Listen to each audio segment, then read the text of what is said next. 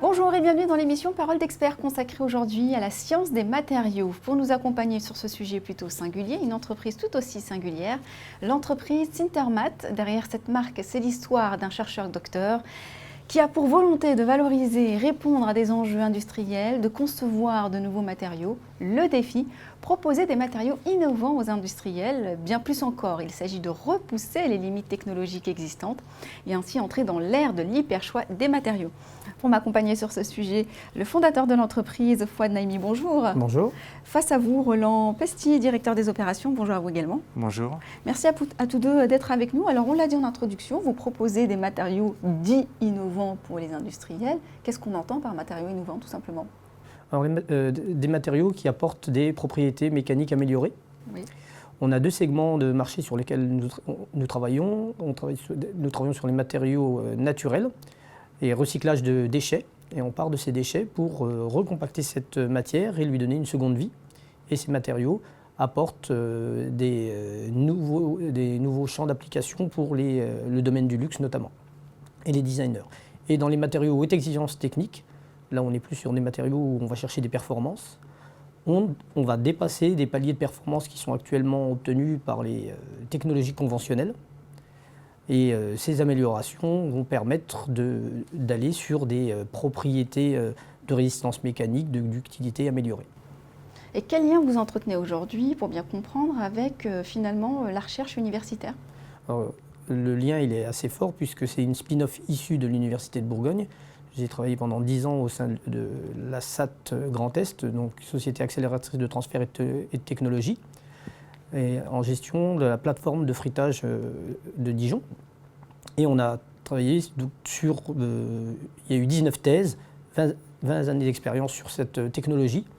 Donc, les 19 thèses ont été pilotées par Frédéric Bernard, qui est également conseiller scientifique de la société Sintermat. Et la tendance était que les donneurs d'ordre commençaient à vouloir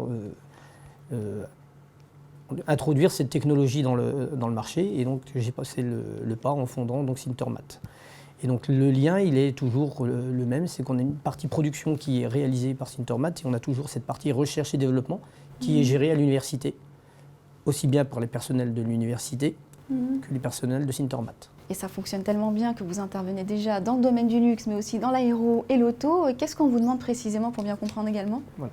Dans le domaine du luxe, il y a deux tendances. Il y a les matériaux avec une haute exigence technique, donc pour tout ce qui est horlogerie, où on va chercher des performances de matériaux, des choses qui ne se rayent pas, avec une résistance mécanique améliorée, avec un aspect de brillance un peu unique, on va dire.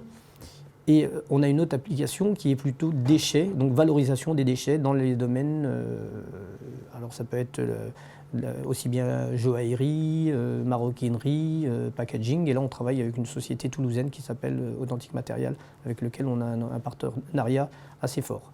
Et donc, on recherche pour l'autre partie, qui sont les matériaux à haute exigence technique, plutôt des performances matériaux, résistance à la corrosion, amélioration de la résistance mécanique, amélioration de l'efficacité balistique. Enfin, il y a énormément de... On est capable de répondre à un cahier des charges complexe et d'amener les matériaux à être sur une amélioration par rapport à une demande client. Aujourd'hui, vous arrivez à avoir une croissance quand même assez rapide. Comment ça fonctionne au niveau de votre comité stratégique?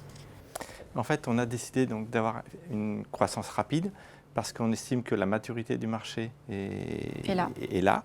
On estime aussi que la technologie, le procédé de frittage rapide, il est là. Et aujourd'hui, on est capable de passer à l'échelle. Donc, on veut se doter d'un outil de production pour véritablement passer des faisabilités petites séries à une grande production. Et donc, on se dote d'un outil industriel. On le complète, on a déjà 3 machines et on complète. Et pour accélérer l'accès au marché, on a décidé de constituer un comité stratégique dans lequel on a sollicité des acteurs renommés qui nous aident à entrer sur le marché du luxe, à entrer sur le marché de la défense, de l'aéronautique, qui nous aident aussi sur le volet industrialisation. Donc il faut avoir une expertise pour mettre en place des petites unités de production. On a, en constituant ce comité stratégique, regroupé des expertises qui donc nous aident à rentrer sur les marchés, à maîtriser l'outil industriel, et donc plus globalement à réduire les risques qui sont liés à la croissance rapide. On s'est aussi doté, on va dire, d'un soutien financier avec la participation du Fonds DFinvest et l'accompagnement de BPI France qui nous aident, on va dire, dans l'ingénierie financière et le financement de la croissance. Vos projets d'avenir aujourd'hui ? Alors les projets d'avenir, c'est justement d'améliorer toute cette partie industrialisation, démontrer la possibilité du changement d'échelle et de l'augmentation de la productivité. Et ce sera de devenir un leader incontournable sur cette technologie en France et en Europe. Eh bien, on vous le souhaite, en tous les cas, à tous deux. Merci d'avoir été avec nous sur ce plateau.